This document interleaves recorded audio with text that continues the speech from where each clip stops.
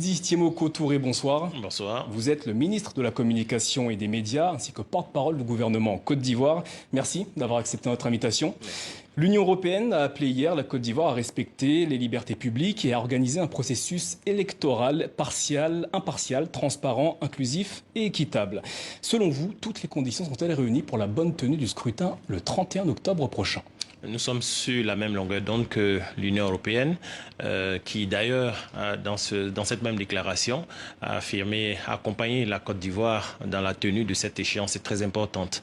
Et il faut juste relever que les différents termes relevés dans ce rapport sont bien tenus par le gouvernement dans la mesure où toutes les initiatives sont prises pour adresser les différents sujets. Et d'ailleurs, le représentant spécial de l'Union européenne en Côte d'Ivoire est très bien informé de toutes ces différentes avancées et tout ce qui est adressé par le gouvernement de la Côte d'Ivoire. Donc selon vous, pas d'inquiétude, pour le 31 octobre, tout se déroulera bien? Pas d'inquiétude.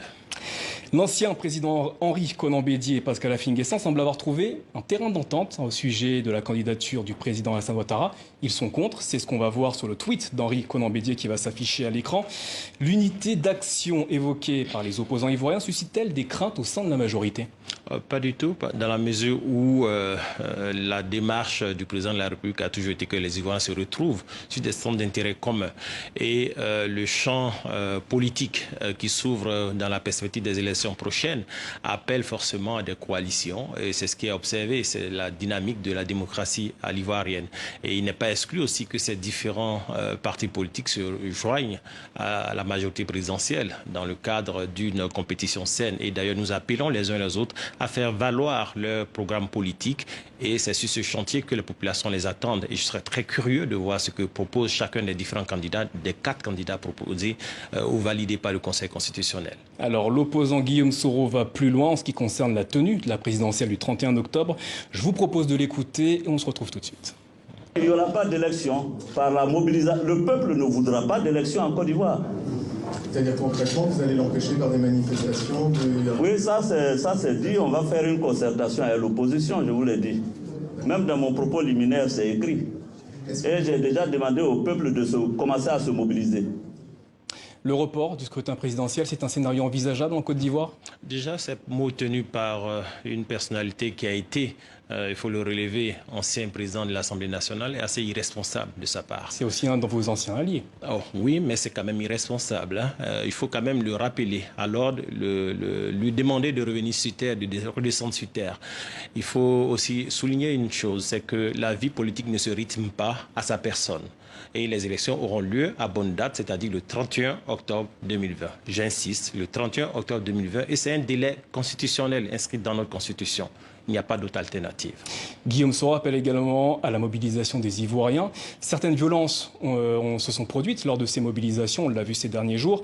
Comment comptez-vous empêcher ces violences si elles advenaient de nouveau dans le pays? Déjà, il convient en la matière de présenter la compassion à ces différentes populations qui ont perdu, qui ont été éprouvées relativement à ces violences, qu'il faut le rappeler, sont manipulées dans les fiefs des différents opposants en question. Dans le cadre d'Aoukro, la ville natale de la ville où se trouve le président Bédié, c'est dans son fief que les violences ont eu lieu. À Bounois, par exemple, c'est chez Mme Simone Gbagbo. Et ceci est véritablement regrettable, cette manipulation de la violence pour faire de la communication exclusivement. Le RHDP a organisé aujourd'hui une manifestation à Yopougon. L'opposition aura-t-elle l'occasion d'organiser elle aussi des manifestations? C'est le cas. La liberté d'expression est une réalité en Côte d'Ivoire. Ce que nous déplorons, c'est l'utilisation de ces manifestations pour attenter au bien des personnes et souvent à la vie de certaines personnes. Et c'est ce qui n'est pas autorisé. Mais la liberté d'expression est une réalité en Côte d'Ivoire. En 2000, le président Alassane Ouattara avait été écarté par la Cour suprême de la course à la présidentielle. 5 ans plus tard, l'ancien président Laurent Gbagbo avait utilisé ses pouvoirs constitutionnels pour qu'Alassane Ouattara puisse se présenter. Nous sommes en 2020. Qu'est-ce qui empêche aujourd'hui l'actuel président ivoirien de faire la même chose? Nous sommes, il faut le relever, nous sommes dans un contexte où véritablement il faut que les mécanismes institutionnels puissent faire leur effet et jouer leur rôle.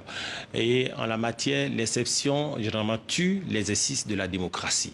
Et donc ces élections permettent en réalité au peuple souverain de la Côte d'Ivoire de pouvoir jauger et de pouvoir faire le choix relativement aux programmes qui sont proposés aux uns et aux autres. Donc l'exception, c'était hier. Désormais, la meilleure façon et la seule et unique procédure pour pouvoir accéder au pouvoir, c'est par les urnes. Donc permettez que les populations ivoiriennes puissent s'exprimer et choisir librement leurs dirigeants. Donc il n'y aura pas de geste de la part d'Alassane Ouattara pour un retour de Laurent Gbagbo en Côte d'Ivoire? Là n'est pas la question. Il faut juste relever une chose pour répondre à votre préoccupation.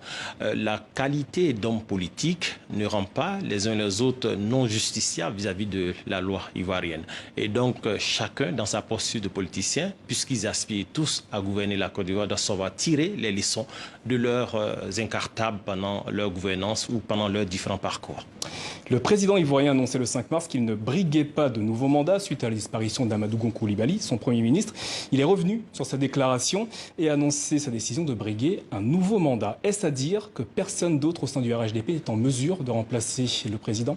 Ce sont exclusivement tous les cadres, toutes ces compétences auxquelles vous faites allusion au sein du RHDP qui unanimement ont pris la décision de porter leur choix sur le meilleur cheval qui est Alassane Ouattara, dans la mesure où la Constitution lui permet. Et d'ailleurs, sur ce sujet, le Conseil constitutionnel a tranché définitivement à la lecture de nos règlements intérieurs. Quel nouveau projet de société le président Alassane Ouattara compte-t-il proposer aux Ivoiriens?